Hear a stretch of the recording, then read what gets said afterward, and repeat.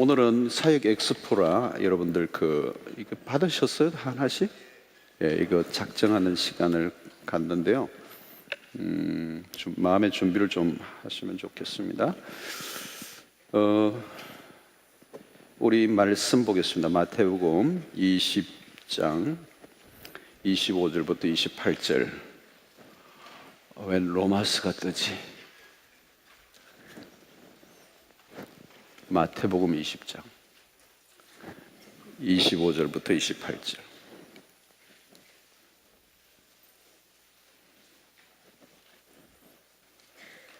띄워주세요. 우리 여러분들 성경 다 가지고 다니시죠? 예, 핸드폰에. 자, 우리 25절부터 28절까지 마태복음 20장 25절부터 28절까지 같이 한번 읽도록 하겠습니다. 시작. 예수께서 제자들을 불러다가 이르시되 이방인의 집권자들이 그들을 임의로 주관하고 그 고관들이 그들에게 권세를 부리는 줄을 너희가 알거니와 너희 중에는 그렇지 않아야 하나니 너희 중에 누구든지 크고자 하는 자는 너희를 섬기는 자가 되고 너희 중에 누구든지 어뜸이 되고자 하는 자는 너희의 종이 되어라 하리라. 인자가 온 것은 섬김을 받으려 함이 아니라 도리어 섬기려고 자기 목숨을 많은 사람의 대속물로 주려 함이니라. 아멘. 자, 오늘 또 우리 찬양팀들 수고했는데 박수 한번 칩시다. 와, 최고. 땀도 흘리고 윤지영 목사님 옷이 다 버렸네. 두꺼운 옷을 입고 와요. 우리 옆에 분들하고 인사합시다. 굿모닝. 곧 아침이 와요. 곧 아침에. 맞습니다. 저녁은 다 드셨어요? 네.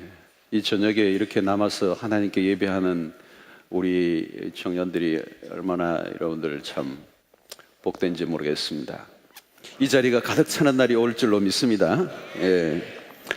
여기에 젊은이들이 꽉 차가지고 젊은이 예배만 이 자리에 딱 두 분만 차면 난 그때 하나님의 나라 갈 것 같아.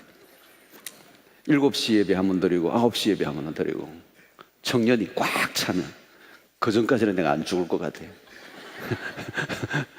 이게 한번 꽉 차고 두 번 차면 얼마나 좋겠어요. 청년들이 한 10,000명만 나오면 기본은 내 할 사명은 다 했을 것 같은데 10,000명. 아멘 아니에요. 너무 작아요? 작아서 아멘이 안 나오나?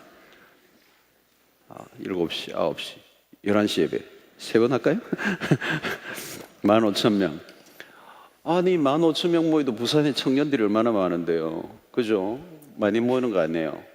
많이 모이는 게 아니에요. 지금 우리 청년 세대가 일어나야 되는데 저는 고민해요. 한국교회 미래는 청년 세대가 일어나는 건데 이게 여기서 성부가 안 나면 한국교회 미래가 없어요. 저는 그렇게 생각하고 있거든요. 그렇게 기도하고 있어요. 여기에서 뭐가 일어나지 않으면 한국교회 미래가 없다고. 한국교회 미래는 여기에 달려 있어요.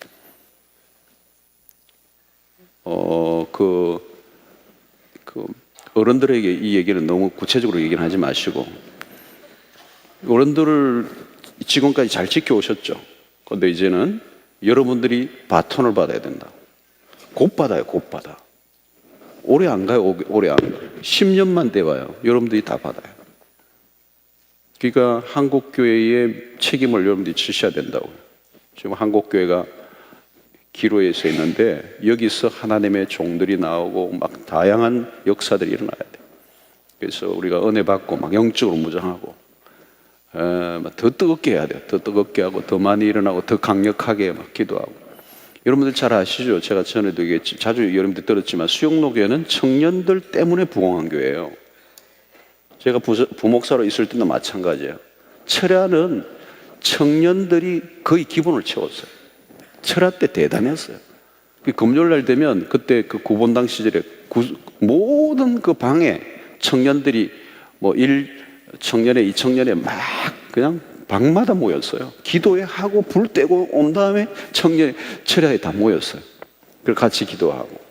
그리고 전도 그냥 토요일마다 전도 나고 띠뛰고 해운대 동백 용두산공원 서면 막 나갔어요. 그때는 막 트럭 같은 거 타고 막 가고 그랬어요. 대단했어요. 그때 그 청년들의 열기가 교회를 바쳤어요. 우리 원로 목사님도 그걸 아시죠? 청년들 때문에 부흥한 교회. 그래서 지금은 청년들이 좀 밀리는 것 같은 느낌이 들어요. 숫자적으로도 그렇고 어른들이 많고. 근데 이게 이제 한국 교회가 이대로 가면은 그대로 줄어드는 거거든요. 그래서 이 청년의 부흥이 미래의 관건입니다. 지금 나온 숫자가 20년 후에 수영로교의 모습이 되는 거예요. 틀림없어요. 20년, 30년 후에 요 성적표가 그대로 가는 겁니다. 갑자기 확 느는 게 아니고 요게 그대로 간다니까요. 근데 지금은 중학교, 고등학생은 3%밖에 안 돼요. 크리스찬 인구가. 중고등 청소년으로 넘어가면 3%입니다. 부산에. 부산 전체가 8%고요. 기독교 인구. 청년의 지금 캠퍼스에 그냥 완전 갔습니다. 지금. 내려가면 더 심합니다. 그러니까 이게 지금 그대로 30년 후가 한국교회의 미래를 봅니다. 그래서 지금 뭐 800만, 1000만 했던 데는 옛날이고 800만 그러다가 지금 어디까지 떨어질 거냐고 미래학자들이, 기독교 미래학자들이 전망하면 350만까지 떨어진대요. 지금 전쟁입니다, 전쟁.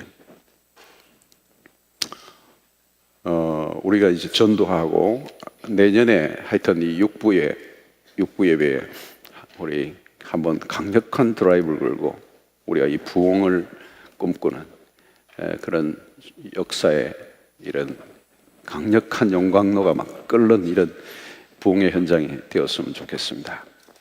아멘. 자, 오늘 설교는 우리 사역에 좀 초점을 맞추고 로마서를 좀 잠시 내려놓고 여러분들하고 말씀 나누겠습니다. 이 교회가 이제 교회 얘기도 좀 했습니다만은 지금 이제 교회 건강성의 얘기를 요즘 많이 해요. 교회가 건강하냐, 많이 모이느냐, 적게 모이느냐가 중요하지 않아요. 지금 청년부, 대학부도 마찬가지입니다. 숫자의 문제는 아니고 건강하냐는 거죠. 건강하지 않으면 큰 교회도 무너져요. 작아도 건강한 교회는 파워가 있을 수 있습니다. 숫자의 문제는 아니에요. 그러니까 사람이 비만에 크다고, 덩치가 크다고 몸무게가 많이 난다고 비만이 아니죠. 어떤 사람은 굉장히 좀 나가는데 만져보면 완전 근육인 사람이 있어요. 그런데 이렇게 체구는 좋은데 만져보면 거의 지방질인 사람들은 그걸 비만이라고 그러죠. 그죠? 그러면 질병이 찾아오는 것입니다. 오늘 교회도 그냥 숫자만 늘어나면 그건 비만이 되는 겁니다. 성장이 아니고. 그러니까 진정한 성장은 건강성이 같이 따라가야 되는 것이죠. 이 건강한 거는 뭘 우리가 기준으로 알 수 있습니까? 교회의 본질을 잘, 그 교회의 본질이 잘 그 교회 안에 그렇게 추구되고 있느냐. 이것입니다. 우리 신앙도 마찬가지입니다. 교회를 많이 오래 다녔다고 건강한 신앙이 될 수가 없어요. 여러분 1년만 제대로 다녀도요, 은혜 제대로 받고 훈련 기본적인 받으면요, 20년, 10년, 20년 그냥 다닌 사람보다 훨씬 더 건강한 신앙이 될 수 있어요. 핵심적인 기독교의 진리가 무엇인지 깨닫고 그 말씀을 자신의 삶에 적용하고 몸부림을 치고 노력한 사람하고 그냥 대충 다닌 사람하고 하늘과 땅 차이죠. 오늘 여러분 이렇게 큰 교회는 일반 교인들도 굉장히 구멍이 많습니다. 숨을 곳이 많잖아요. 숨을 곳. 몰라요. 안 와도. 지지난 주간에는 여기 그 광안대교 차단하고 여기 마라톤 대회 하니까요. 그 주일날 2,000명이 줄었어요. 2,000명. 다른 교회 같으면 교회 한 명도 없을지도 모르겠어요. 여러분 이게 그런 거예요. 뭐 교통 불편한 것도 있겠죠. 그러면 미리 이제 해야 되는데, 그러니까 안 와도 몰라요. 이렇게 크면 교인들끼리도 누가 누군지 모르잖아요. 나가다 주차장에서 싸울 수도 있어요. 그죠? 길거리에서 뭐 어디서 만나든지. 전에 우리 부목사님이 막 가는데 누가 하나 끼어들길래, 차를 타고 가는데 끼어들길래 자기가 화가 나가지고 또 한 차가 끼어들었대. 그리고 나중에 백밀러를 보니까 우리 교인이래. 여러분 숨을 곳이 많은 거, 섬기는 사람보다 섬김을 받는 사람이 더 많은 곳, 건강하지 않죠. 여러분, 오늘 교회 본질에 관한 얘기를 좀 나누겠는데요. 오늘 특별히 28절의 말씀, 인자가 온 것은 섬김을 받으려 함이 아니라 도리어 섬기려 하고 자기 목숨을 많은 사람의 대속물로 주려 함이라. 예수님이 세상에 오신 목적이죠. 예수님이 세상에 오신 목적은 섬기러 오셨다는 거예요. 그래서 예수 그리스도의 가장 십자가 앞에, 십자가 도상에서 가장 상징적인 한 사건이 제자들의 발을 씻기시는 작업이죠. 근데 예수님의 제자들이 예수님을 따라다니면서 계속 그들은 뭘 생각하느냐 하면 누가 오른쪽에 앉을 건가, 누가 왼쪽에 앉을 건가를 늘 경쟁하면서 그들 안에 신경전을 벌이고 있었습니다. 그러니까 오늘 본문 앞부분에 보면 그런 게 나와요. 누가 오른쪽에 앉을 건가, 누가 왼쪽에 앉을 건가, 예수님에게 대해서. 거기에 신경을 쓰고 있는 이 사람들이 어느 집에 갔어요. 그 발을 다 내놓고 누군가 발을 씻어줄 것으로 기대하고, 왜? 그 당시의 문화는 종들이 발을 씻어주는 문화이기 때문에. 그 아무도 자기 발을 씻으려고 하지 않고 씻어줄 생각도 않고 발을 다 내놓고 있는 거죠. 누가 오른쪽에 앉을 건가 왼쪽에 앉을 건가 신경을 쓰고 있는 사람들이 감히 누구를 발을 씻어주겠습니까? 상상을 못하는 거죠. 그때 예수님이 갑자기 무릎을 꿇고 허리에 수건을 동이시고 대야에 물을 떠서 제자들의 발을 씻어놓은 거죠. 베드로가 기겁을 하죠. 이러시면 아니 되옵니다. 근데 예수님이 너가 이 발을 씻자면 너와 나와 상관없다 그러니까 목욕까지 시켜달라고 그러죠. 징그럽게. 하여튼 베드로는 재미있는 사람이에요. 근데 여러분 왜 펄쩍 뛰었어요? 멋있게? 자기들의 개념으로는 이해가 안 되는 거죠. 스승이 어떻게 제자들의 발을 씻느냐는 거죠. 세상의 논리죠. 세상의 논리. 그러니까 십자가상으로 가는 길에 제자들은 계속 누가 정상에 올라갈 거냐에, 누가 더 높은 정상에 올라갈 것인가에 관심을 갖고 있었습니다. 그런데 예수님은 파격적으로 무릎을 꿇고 제자들의 발을 씻기신 것이죠. 여러분, 이 예수님이 제자들의 발을 씻기신 이 사건은 굉장히 중요한 기독교의 핵심적인 본질적인 메시지예요.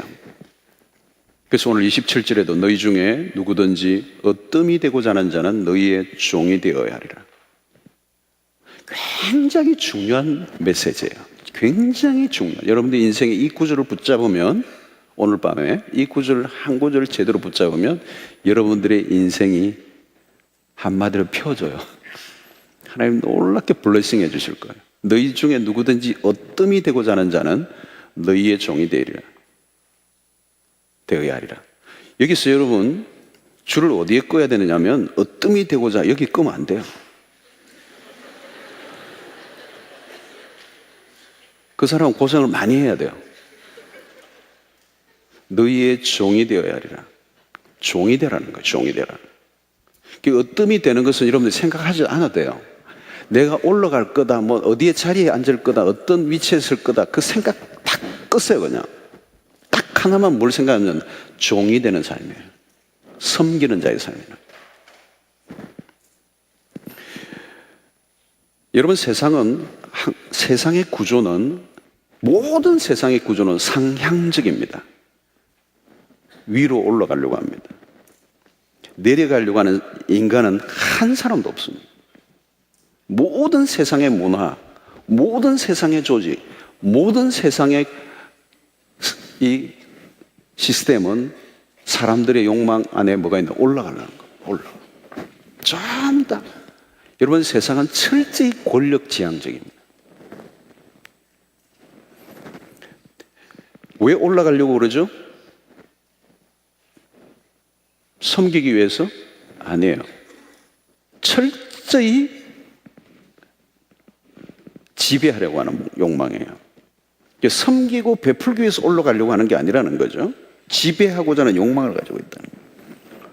여러분, 리차드 포스트의 지은 책 중에 돈, 권력, 섹스, 이 책은 아주 좋은 책이에요. 꼭 여러분들이 한번 보셔야 될 책이에요. 완독하셔야 돼요. 오늘 시대의 가장 최고의 화두예요. 그죠? Money, Power, Sex. 이 세 가지. 오늘 현대인들이 가장 관심을 갖고 열광하는 주제예요. 겉으로 말하든 말하지 않든 이 주제. 왜 여기에 열광합니까? 돈과 권력과 섹스. 왜 열망하죠? 이 세 가지는 다 동일해요. 비슷해요. 지배욕이에요. 지배욕. 돈이나 권력이나 성은 모두가 자신의 욕망을 채우기 위한 도구로 전락될 수 있는 것이에요. 세상은 섬김의 개념을 찾아보기 힘듭니다. 겉으로는 섬긴다고 말하는데 섬김이 아니에요. 섬김을 빌미로 한 자기 욕망을 성취하는 거예요. 그게 성공이죠. 그래서 어떻게 섬김을 받을 건가, 군림할 건가, 지배할 건가, 내 파워로 어떻게 파워를 획득해서 내가 다른 사람들을 컨트롤할 것인가, 여기에 다 목을 메고 살죠. 왜 세상 사람들이 돈을 악착같이 벌려고 합니까? 돈을 왜 악착같이 벌려고 그러죠? 돈을 벌면 사람들을 부릴 수 있기 때문에. 섬김을 받을 수 있는 거예요. 신용카드. 전 세계 70억 가운데 1만 명만 갖고 있다는 아메리칸 익스프레스 블랙카드. 여러분, 그런 거 내밀면 끝난 거예요. 막 야단 나는 거예요. 뭐 예약을 해도 그냥 똑같은 카드로 예약하면 이게 대우가 달라요, 여러분. 그거 딱 내놓으면 벌써 착착착착착착착착착. 늘 현금만 써보셔서 잘 모르시죠?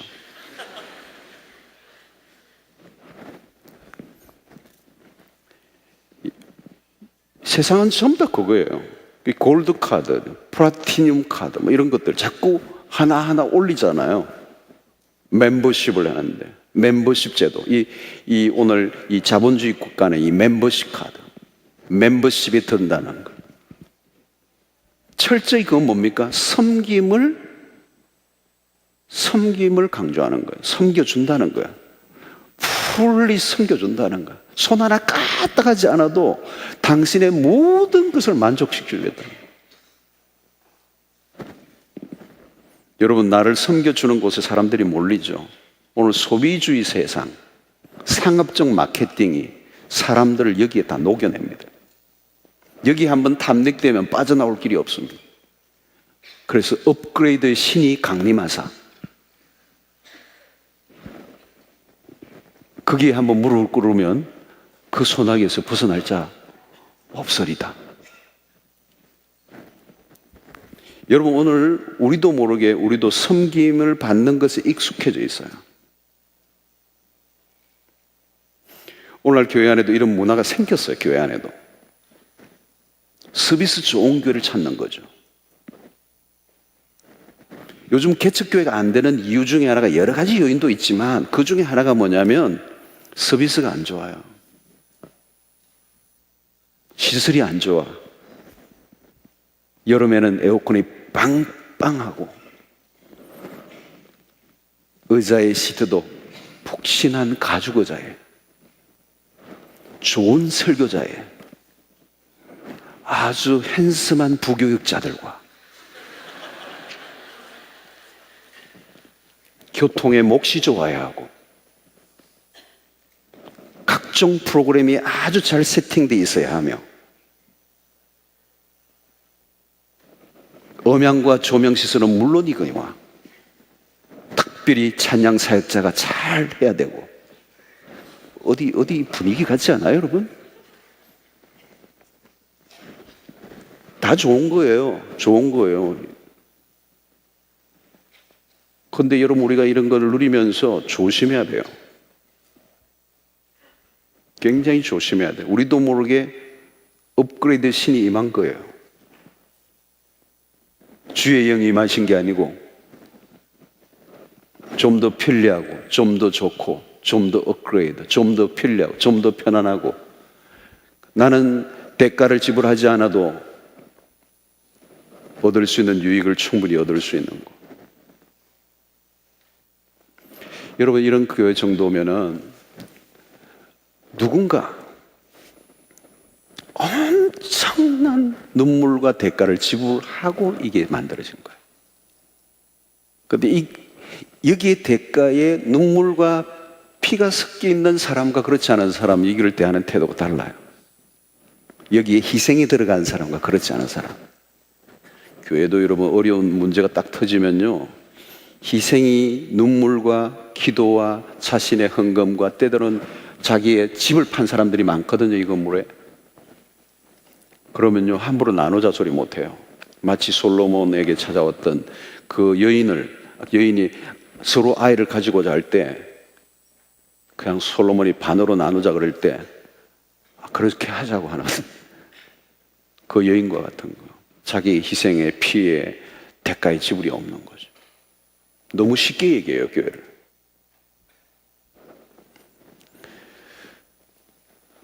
오늘 이런 환경이 우리를 진정한 제자도의 삶을 잃어버리게 만든 것입니다.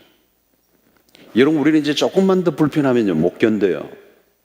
우리는 지금도요, 건물 때문에 쟁탈전이 벌어져요. 그 시간에, 예약된 시간에 안 나오면 뒤에서 막 화를 내요. 다 신기하게 그런 정보가 저에게 다 들어와요.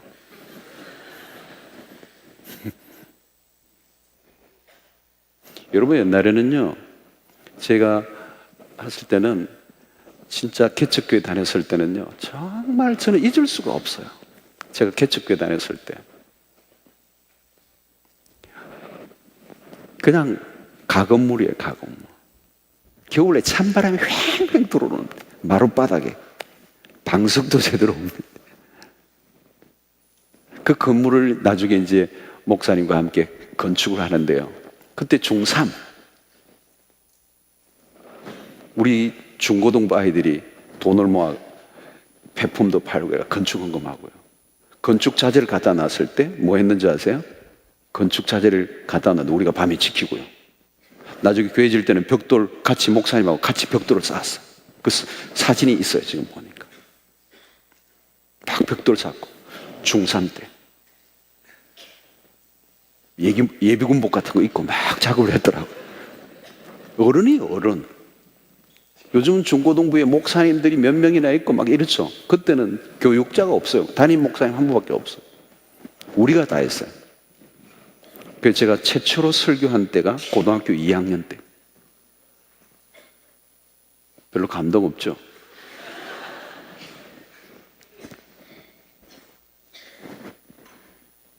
우리는 지금 섬김을 받는 모드로 가는 거죠. 섬기려고 하는 게 아니라. 오늘 예수님은 내가 섬김을 받으려고 이 세상에 오지 않았다. 섬기려 왔다.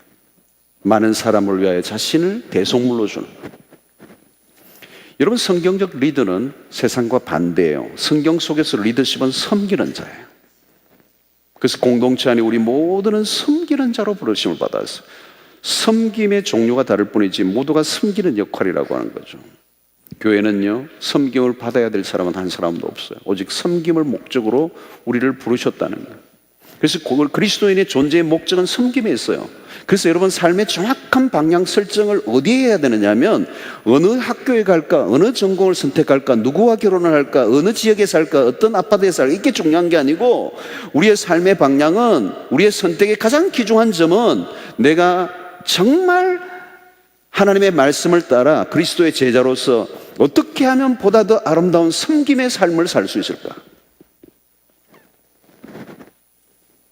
여러분, 우리가 어떤 자리에 앉을 것인가 상향적 목표가 아니라 섬길 것을 생각하면 높은 곳이 아니라 낮은 곳이에요. 모든 사람들은 높은 곳에 올라가려고 관심을 가지고 있을 때 우리가 관심을 가져야 될 것은 어디냐 하면 낮은 곳이에요. 낮은 곳으로 가면 섬길 곳이 너무도 많아요. 누구든지 크고자 하는 자는 너희를 섬기는 자가 되고, 너희 중에 누구든지 어뜸이 되고자 하지 않은 자는 너희의 종이 되어리라. 여러분, 어떤 직장, 어떤 기업이 아니에요. 어떤 자리에 가야 예수의 제자로서 진정한 섬김의 삶을 살 수 있을까를 생각해야 된다는 거예요. 교회 안에서도 마찬가지입니다. 내가 어디에 가면 가장 잘 섬길 수 있을까? 무엇을 해야 내가 가장 낮은 자로 섬길 수 있을까를 생각해야 돼요. 그 길이 가장 최상의 삶을 살아가는 코스예요. 여러분, 세상 사람들이 눈독을 들이는 곳에 같이 눈독을 들이고 가지 않아야 돼요. 우리는 다른 길을 선택하는 사람. 우리의 인생의 목적은 성공이 아니에요, 여러분. 좋은 직장에 취직하는 것이 우리의 목표가 아닙니다. 우리의 목표는 그 직장, 그 일, 그 포지션을 통하여 내가 얼마나 섬김의 말씀을 따라 섬김의 삶을 살 수 있을 것인가. 목표를 섬김에 두어야 돼요. 섬기는 자, 섬김을 받는, 군림받는, 지배하는 상향적 성공의 자리가 아니라 어떻게 하면 보다 더 섬기는 자의 삶을 살아갈 수 있을 것인가. 여러분, 이 목표를 분명하게 붙잡으면 길을 잃어버리지 않을 거예요. 하나님이 우리의 삶을 놀랍게 인도해 주실 거예요. 여러분, 높은 곳을 지향하고 상향적 삶을 살아가고 내가 힘을 모아서 군림하고 지배하고 섬김을 받겠다라고 하는 의식을 가지고 살아가면요, 그곳에는 수 없는 경쟁자가 있어요. 보통 살벌한 곳이 아니에요. 모두가 올라가려고 하니까. 그래서 여러분, 크랩, 개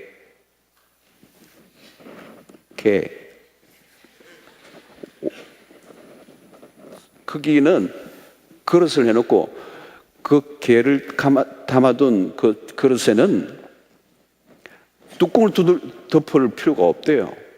왜냐하면 한 마리가 올라가려면 그 밑에가 또 한 마리가 잡당겨 버리니까, 올라가려면 또 잡아당기고 하니까 자기들끼리 그냥 떨어지고 또 올라가, 떨어지고 올라가고, 그러니까 뚜껑을 닫아 놓을 필요가 없다는 거예요. 여러분, 높은 곳에 지향해 보세요. 날마다 그 일이라 투쟁이에요. 그러나 여러분, 낮은 곳에 가면요, 경쟁할 게 없어요. 안전해요. 그리고 그곳에 주님이 계세요. 거기에 진정한 의미와 보람을 찾을 수 있는 일들이 생겨요. 그리고 그곳에서 하나님의 위대한 역사가 일어나요. 여러분, 이 섬김을 살아가면요, 우리에게 뭐가 오느냐? 기쁨이 와요. 우리의 존재의 목적이 섬김이고요, 그 섬김을 살아갈 때 우리에게 기쁨이 온다고요. 여러분, 오늘 공식이 하나 있습니다. 내가 나를 위하여 행복을 추구하면 행복은 절대로 안 오게 돼 있어요. 기억력 좋은 사람은 그대로 계시고, 적어 놓으세요. 적어 놓고 가로하고 이 교현 해놨어요. 맞는가 안 맞는가, 맞는가 안 맞는가 나중에 확인해 보세요. 내가 나의 만족을 추구해 보세요. 만족은 도망가요. 더 불만스러워져요. 내가 내 행복을 추구해 보세요. 파랑새처럼 날아가요. 안 와요. 행복은 언제 오느냐? 만족을 어떻게 오느냐? 기쁨은 언제 오느냐? 그것은 내 존재와 연결될 때, 존재의 이유와 연결될 때입니다. 그 존재의 이유가 뭐라고요? 앞부분에 살펴본 것입니다. 섬김의 삶이에요. 빌립보서 2장 4절에 보면 이런 말씀이 있어요. 각각 자기 일을 돌볼 뿐더러 또한 각각 다른 사람들의 일을 돌보아 나의 기쁨을 충만하게 하라. 나의 기쁨을 어떻게 충만하게 하라고요? 자기 일을 돌아보는 건 기본이고, 각각 다른 사람의 일을 돌아보아 나의 기쁨을 충만하게 하라. 이건 뭡니까? 이타적인 다른 사람을 섬김을 통해 찾아오는 기쁨을 말하는 거죠. 여러분, 사람이 언제 자신의 가치를 느낍니까? 쓰임 받을 때요. 쓰임 받을 때 존재감이 높아집니다. 그죠? 여러분, 실직한 사람들, 때로는 대학을 졸업하고 계속 취직 시험을 치는데 계속 떨어지면 그게 생존의 문제가 아니고 내 존재의 문제와 연결이 되는 거예요. 아, 내가 이렇게 준비했는데 나를 불러주는 사람이 없다는 것에 대한 이 자기의 존재감의 가치를 잃어버릴 때 죽고 싶은 거예요, 여러분. 누군가 나를 쓴다는 거, 내가 쓰임받는다는 거, 그것은 이 존재의 가치와 연결되는 것이죠. 그때 내가 행복한 거예요, 여러분.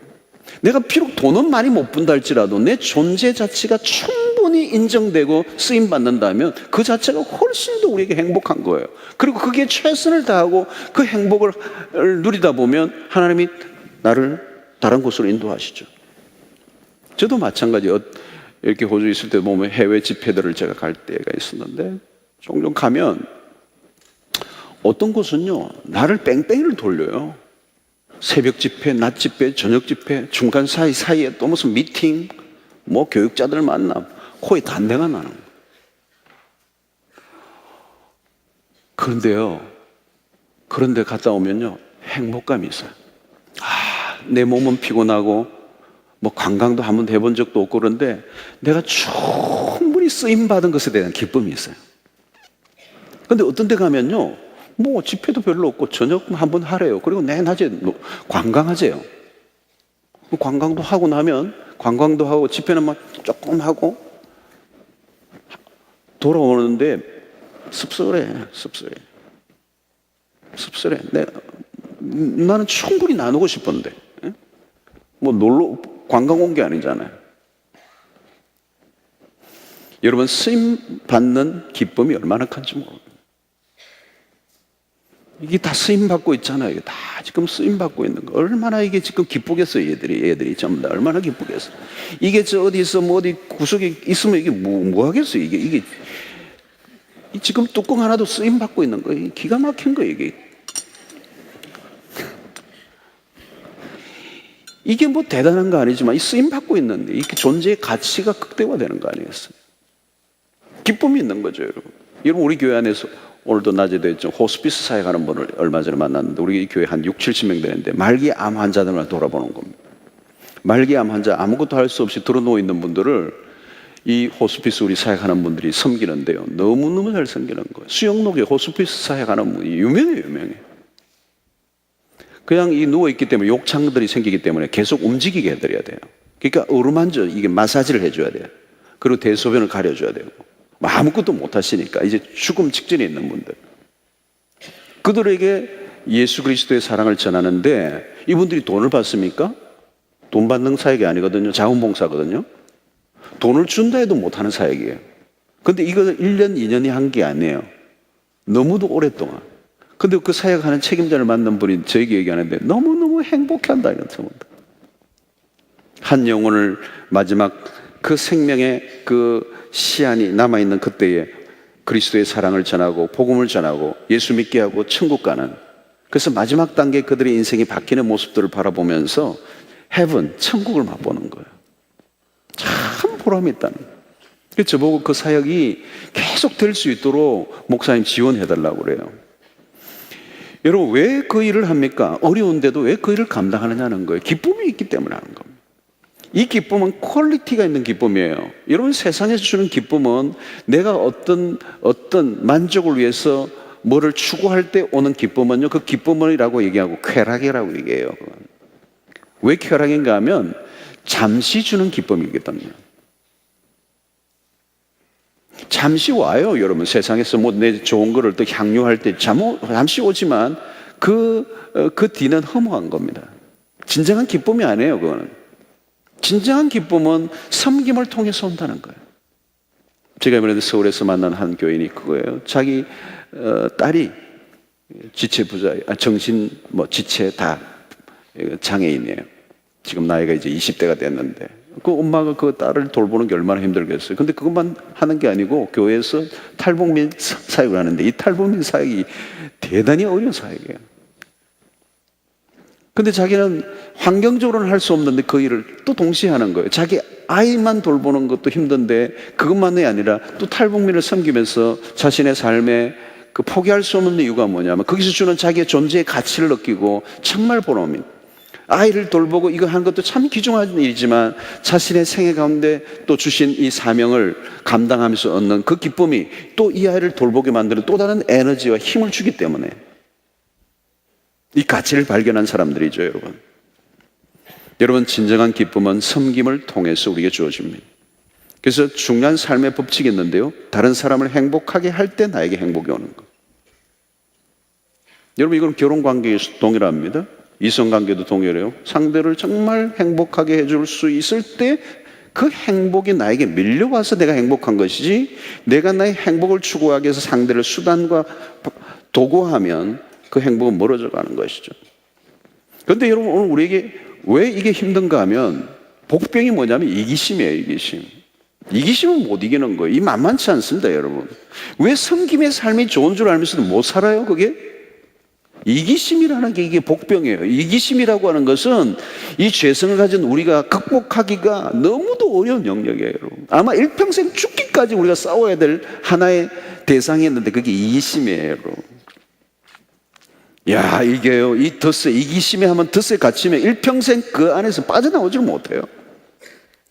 이게 잘못하면 길들여지고 잘못하면 거기에 묶여 있으면요, 이기심이라고 하는 그 덫에 갇혀서 일평생 자기 자신의 행복과 만족과 기쁨을 찾기 위해서 몸부림치다 끝나요, 인생이.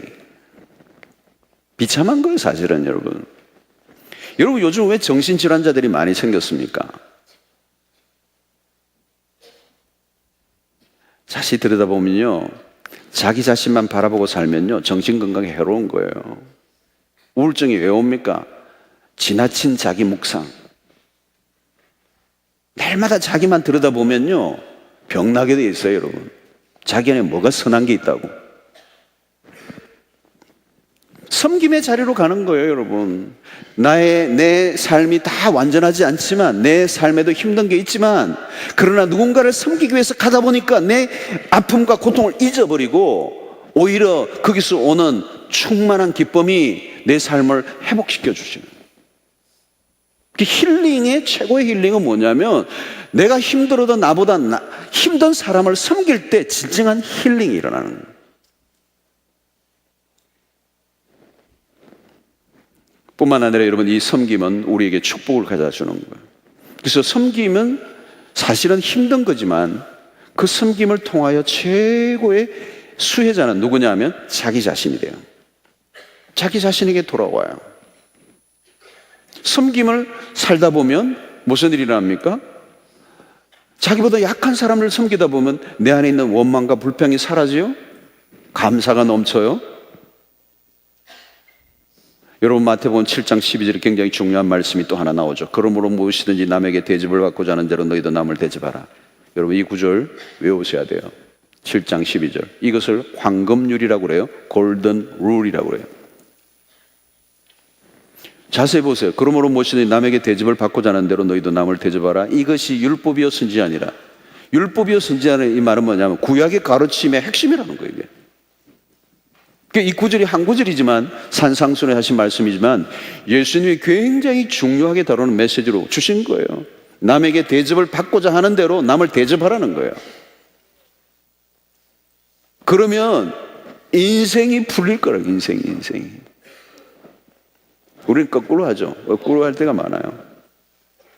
제가 왜 인사 안 해? 제가 왜 밥 안 사? 내가 지난번에 샀는데 잊었나? 쟤 왜 봉사 안 해? 쟤 왜 이렇게 안 해? 그거를 그대로 내가 하면 돼요.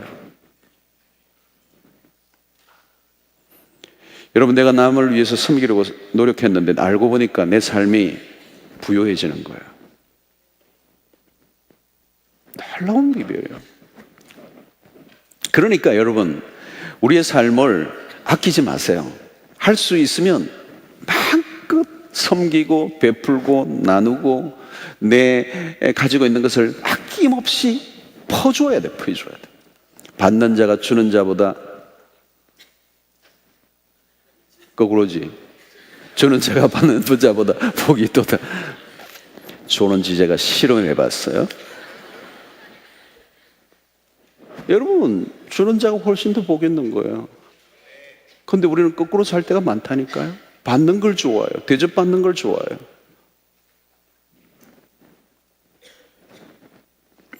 여러분, 우리는 나누어야 돼요. 섬겨야 돼요. 그리고 무엇이든지 사용하지 않으면 태화해요. 태화. 쓸수록 발전됩니다. 그렇죠? 쓸수록. 여러분, 우리는 뇌도 써야 돼요. 안 쓰면 태화해요. 세포가 죽는다고, 안 쓰면. 경영학의 거인인 피트 드루커에게 어느 기자가 당신이 지은 가장 최고의 책은 어떤 책입니까? 물었을 때 대답하기를 다음에 나올 책이라고 그랬어요. 넥스트 북. 그때 피트 드루커의 나이가 몇 세냐면 90이 넘었을 때예요. 9살이 아니고 90. 아흔이 넘은 노인이 내가 곧 지을 다음 책이 내 인생의 최고의 책이 될 것이다. 여러분, 이게 그 나이에 완성을 할까 안 할까 의문이 가지만 그게 문제가 안 돼요. 사실 피터 drucker의 책은 아흔이 넘은 이후에도 몇 분의 책이 나오고 아흔이 넘은 책들도 세계적인 베스트셀러가 되었어요. 아흔이 넘어서까지 베스트셀러를 지을 정도의 열정 대단하지 않아요, 여러분? 내 삶에 주어진 에너지, 내 삶의 경험, 내가 가지고 있는 지식, 내가 가지고 있는 노하우, 내가 가지고 있는 모든 학문의 섭렵들을 마지막 죽는 날까지 한 톨도 남기지 않고 인류를 위해서, 공동체를 위해서, 모든 사람을 위해서 유익하게 하겠다고 살아가는 이 삶의 이 모습이 여러분 그를 젊게 만드는 거예요. 여러분, 적절한 직접 자극을 하는 것이 결국은 중추신경 세포의 기능을 활성화시키잖아요. 가면 갈수록 더 발전이 돼요, 여러분. 쓰면 쓸수록 발전이 돼요. 몸도 그렇고 머리도 그래요, 여러분. 우리의 삶의 모든 은사도 마찬가지예요. 섬김을 통하여 훨씬 더 우리의 삶이 긍정적으로 밝은 쪽으로 끌려가죠. 많은 사람들은 편안하게 자극 없이 살기로. 여러분, 지금 자극 없이 산다면 그 위험한 거예요. 지금 편안한 삶이면 이 정도면 편안해. 그 죽는 길입니다, 여러분. 여러분, 지금 하고 있는 일이 어려워야 돼요. 어려워야 정상이에요. 힘들어야 그게 정상이에요. 힘든 일을 하고 있어야 정상이에요. 그래야 내가 발전되고 있다는 거예요.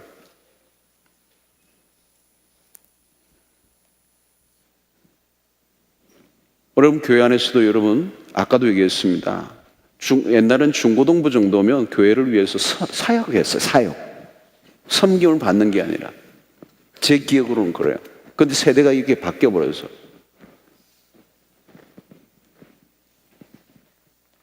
여러분, 소그룹의 리더가 훈련을 빨리 받으시고 소그룹 리더가 다 되세요, 여러분. 셀 리더들 다 되시기를 바라요. 내 멤버로 우리 여기는 뭐가 리더를 뭐라고 그래요? 사랑방 목자해요? 크게. 사랑장 빨리 해요, 사랑장. 그 소그룹을 이끌어가고 섬기고. 그건 너무너무 좋은 거예요. 내 성경을 받고 시키려고 하면 나 안 한다. 이거 왜 안 해요, 여러분? 안 하기는. 그것처럼 좋은 게 없어요, 여러분. 거기서 리더십을 발휘하고 섬기고 한 사람 한 사람의 그 마음을 헤아려주고 그들을 격려하고 그들을 신앙을 세워가는 삶을 살다 보면 내 인생이 바뀌어요, 여러분. 도전, 챌린지 하라고요. 편안하고 그렇게 소극적인 태도가 아니라 더 적극적으로 난 2개, 3개도 하겠다.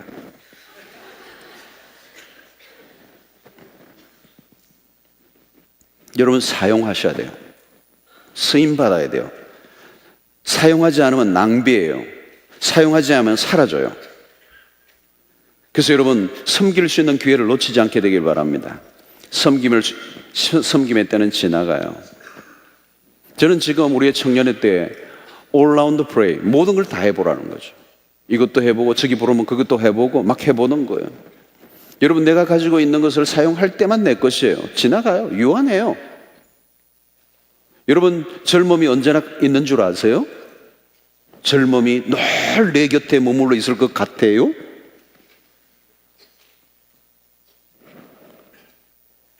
빨리 지나가던데요.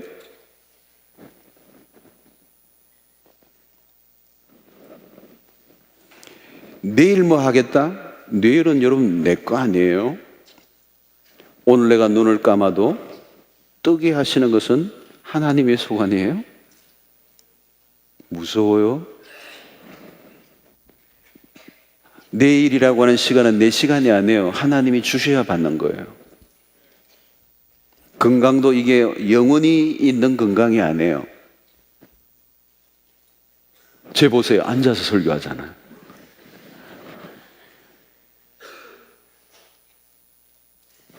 못해요, 여러분.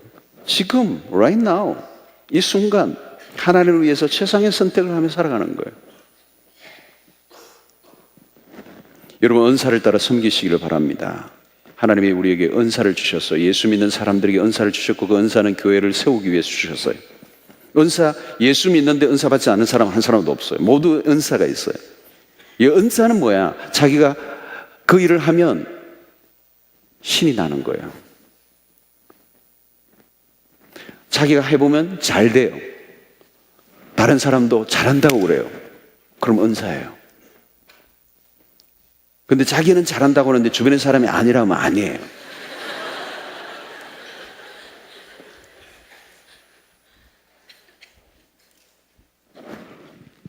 나는 노래 부르는 은사가 있다고 그러는데 턱송하면 사람들이 약간 음이 떨어지고 아닌 거예요. 근데 자기는 은사가 있대. 그래서 내 턱송 하겠대.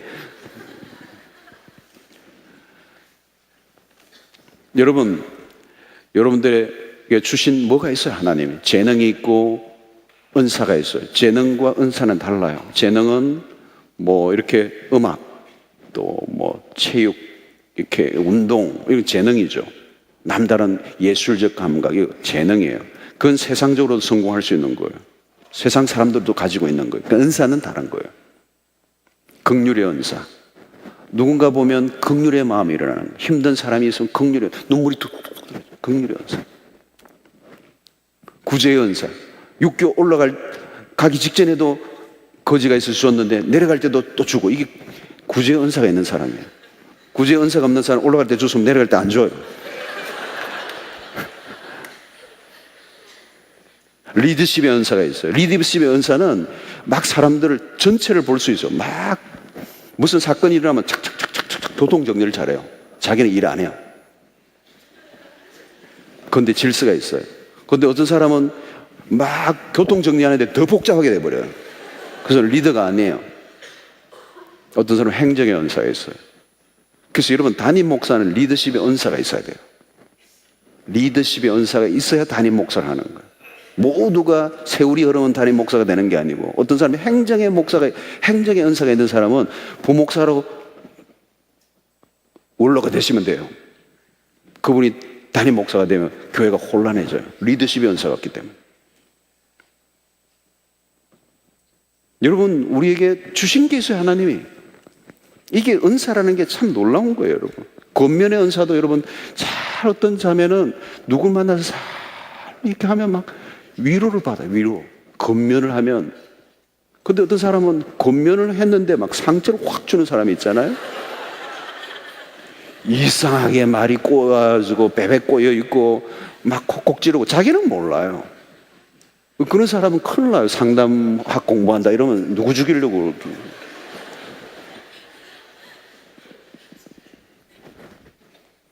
청빈의 은사도 있어요. 여러분, 어떤 사람은요 40년째 가방 들고 다니는 사람도 있어요. 40년 막 반질반질하고 막 날아가고 이랬는데 옷도 착착착착 막 이렇게 막 실밥이 막 다 달하고 이랬는데 그것도 아무나 하는 게 아니에요. 청빈의 은사가 있어요. 독신의 은사도 있잖아요. 여러분, 다 결혼하려고 하면 안 돼요. 독신의 은사를 주셨을지 몰라요. 자매가 아무리 왔다 갔다 해도 아무 느낌이 없다. 독신의 은사 있을 가능성이 있어요.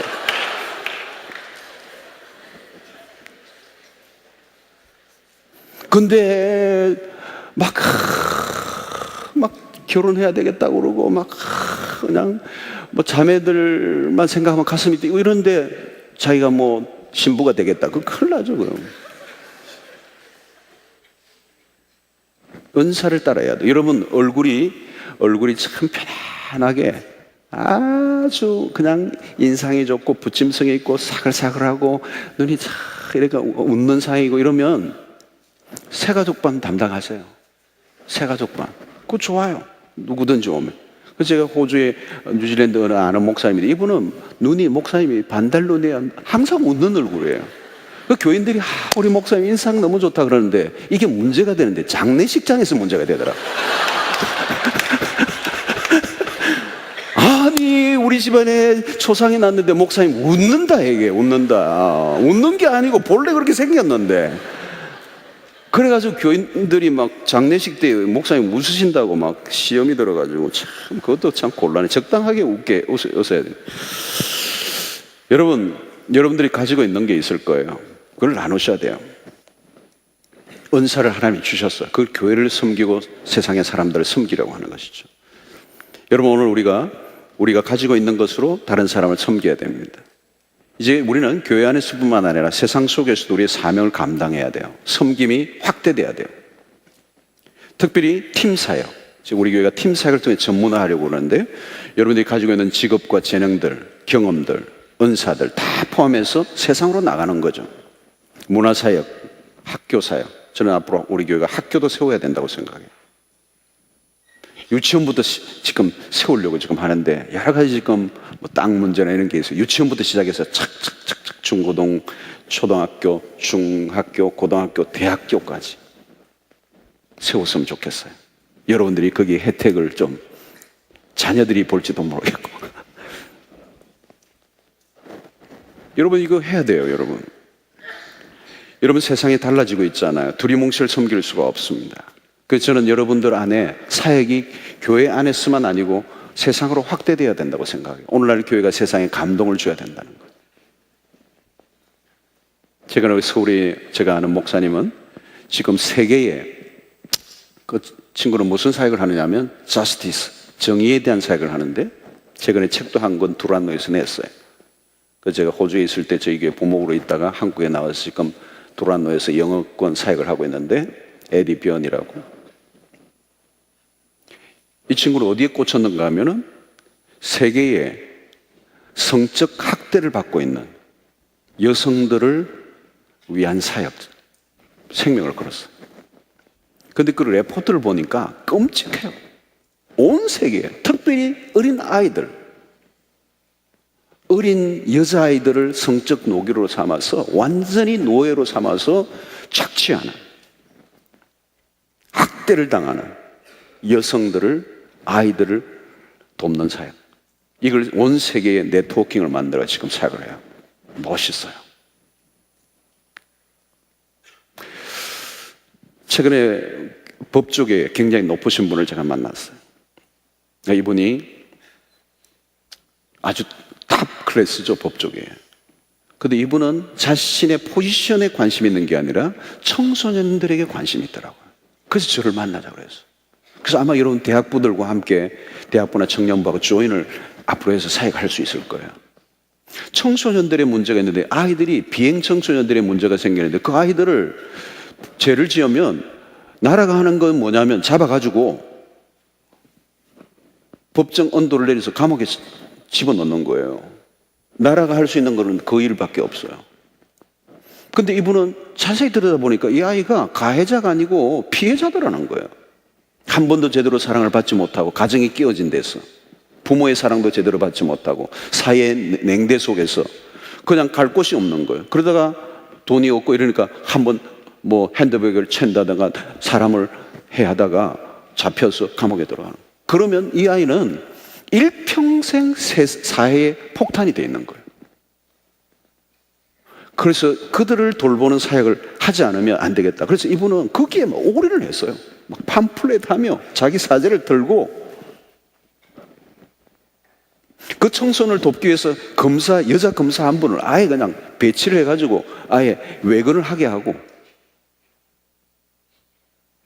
대단하더라고요. 이분은 자신의 어떤 공무원, 법조인으로서의 그 직업에 그냥 묻혀가는 게 아니라 그 안에서 사역을 발견한 거예요. 세상을 섬기는 어떤 필드를 찾아낸 거예요.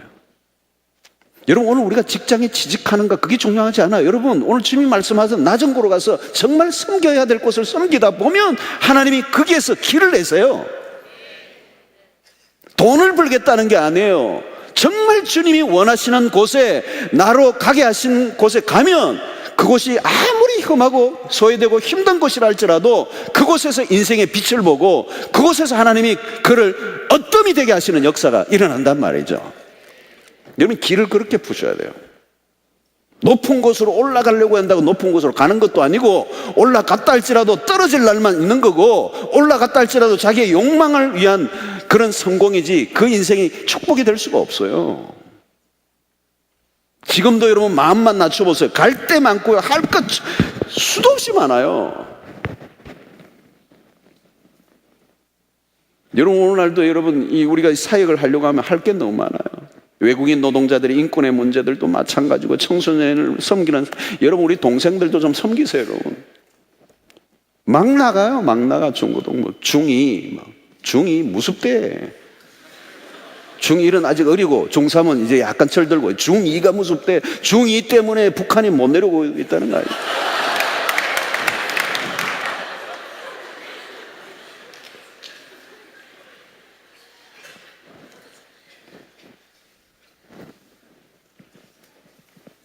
인권을 위한 사역들. 우리 교회 어려인들이 참 귀한 사역들을 명절에 휴가를 내서 섬기러 가고 캄보디아를 정기적으로 가고 이번에도 치앙마이 가서도 정말 사람들을 치료하는 그 일들을 하면서 너무 아름다운 일들을 하는 거죠. 여러분 나의 삶의 경험을 사역으로 연결해야 됩니다. 여러분 내가 과거에 어떤 고통으로부터 힘들었다가 그 고통으로부터 자유를 얻었다면 그거 문제로 지금도 고생하고 있는 사람을 도울 수 있는 사역으로 전환하셔야 되는 거예요. 시간이 많이 가서 더 이상 못하겠는데 여러분 그냥 교회에 나오는 것으로 만족하지 마시고요. 교회 안으로 깊이 들어오시고요. 혹시 등록도 안 하고 다니는 분이 있으면 자수하여 강명 찾으시고 정확하게 여러분들이 인볼브 되세요. 그리고 사역으로 하세요. 여러분 우리가 우리 청년부에서 뭐 성경 공부하고 날 보내면 안 돼요. 내 은혜만 받는데 내 무슨 훈련만 받는데 어느 세월이에요 여러분. 삶을 드려야 돼요. 젊은 날에 기회가 있으면 놓치지 말아야 돼요. 무엇이든 세이징 붙잡아야 돼요. 할 수 있는 한 힘겹게 하셔야 돼요. 힘겹게 해야 그게 정상이에요. 그게 내 삶을 발전시키는 거예요. 변화가 일어나는 거예요. 내가 해보지 않았던 것에도 한번 트라이 해보세요. 늘 여러분 내가 했던 것만 하는 사람은 한쪽으로 쏠려 있을 가능성이 많아요. 그 직업과 상관없이 또 다른 영역 속에 내가 봉사하는 삶을 살면 밸런스를 맞춰요. 멋있는 삶이 돼요. 오늘 전문화 시대 돼가지고 전공만 자꾸 따지다 보면 사람이 왜곡돼 있어. one way, one pattern이에요. 밸런스를 가져야 돼요. 섬김의 장을 다양하게 열어보세요. 한 번도 해보지 않았던 것에 한번 try, 도전을 해보세요. 하나님의 우리의 인생을 더욱더 부유하게 하실 거예요. 안전하고 편안한 자신만의 울타리를 걷어차시고 우리의 힘을 모아서 하나님의 나라에 기여한다면 이 세상은 더욱더 아름다워지리라고 그렇게 생각합니다. 오늘 우리가 교회를 교회되게 하는 일에 우리 모두가 부름을 받았어요. 여기는 죄가 없어요.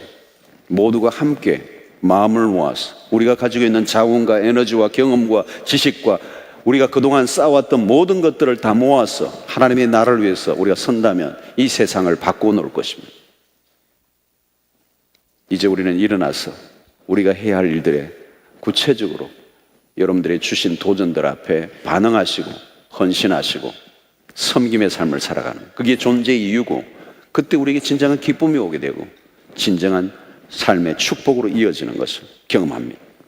어뜸이 되고자 하는 자는 많은 사람의 종이 되어야 돼. 높아지고자 하는 자는 낮아져야 돼.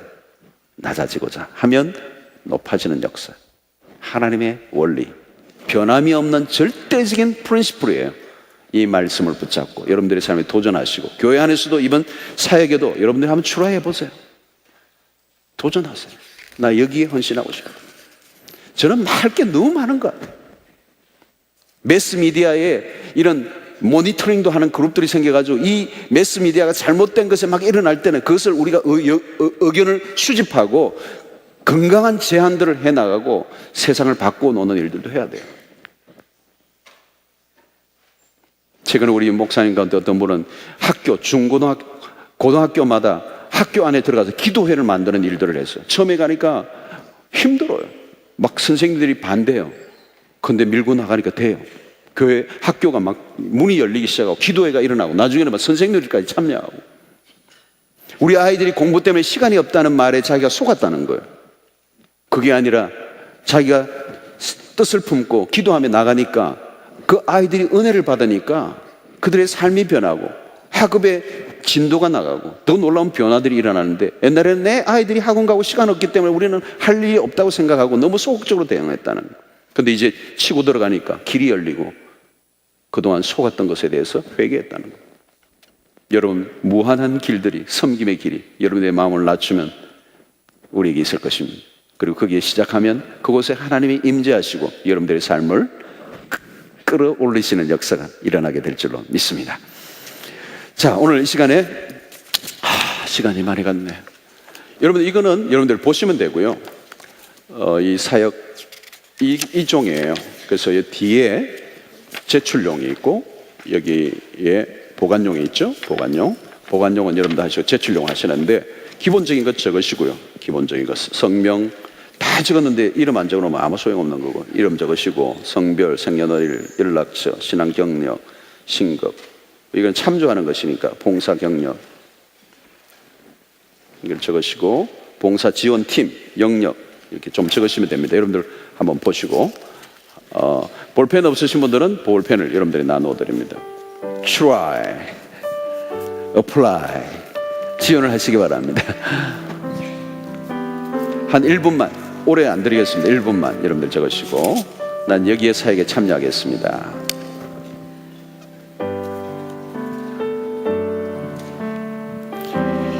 이 안에 없는 사역이 내가 할 게 없다, 여러분 하고 싶은 거 적으세요. 그냥 그러면 그 일이 사역이 될 수도 있으니까. 여러분들, 사역은 축복입니다. 섬김은 기쁨입니다. 우리 청년부와 대학부가 우리 그 주일학교 교사에 많이 지원도 하면 좋겠어. 교사, 그 꼬마들. 저는 담임 목사가 아니면 주일학교 교사를 하고 싶어요.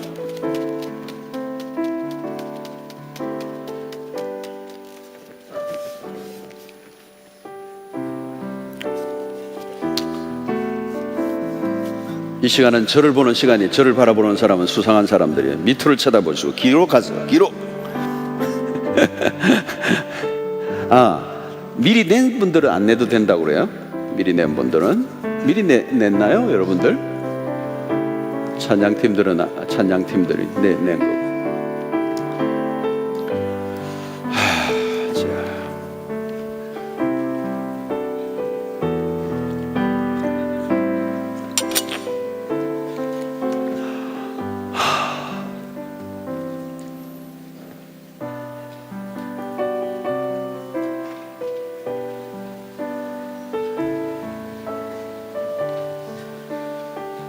네, 볼펜들.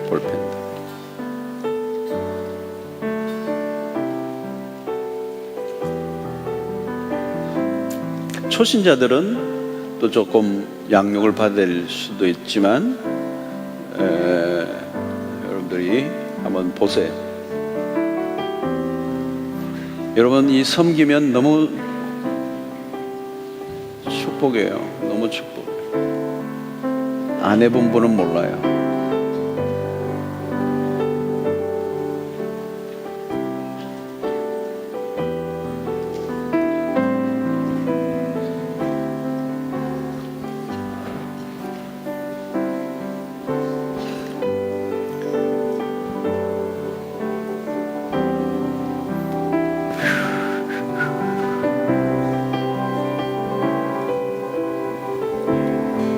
이 기록하는 동안에 연주영 목사님 독창 한번 하면 좋은데. 그 전에 교육자 세미나 때 우리 연초에 수련회 할 때 작곡한 독창한 거 하나 있죠. 그때 작곡한 건 이어곡. 네. 박수가 참 신통참.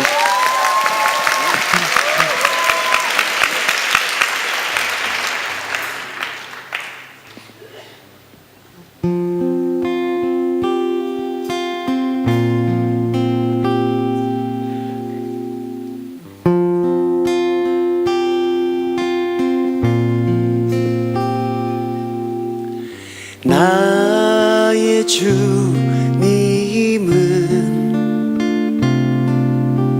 변함없이 신실하신 분 사랑한다고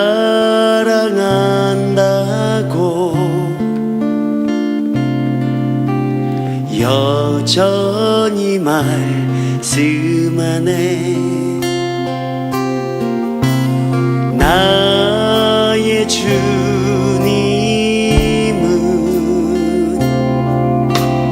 눈물 골짜기 지날 때에 품에 안으사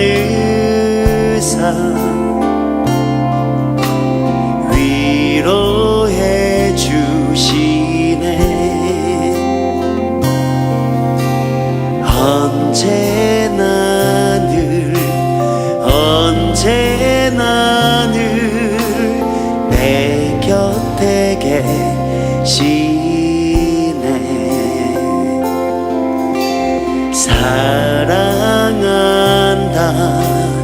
사랑한다 날 불러주시네.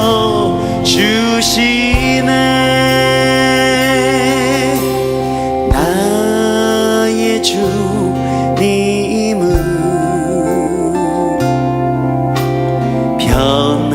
변함없이 신실하신 분 사랑한다고 여전히 말씀하네.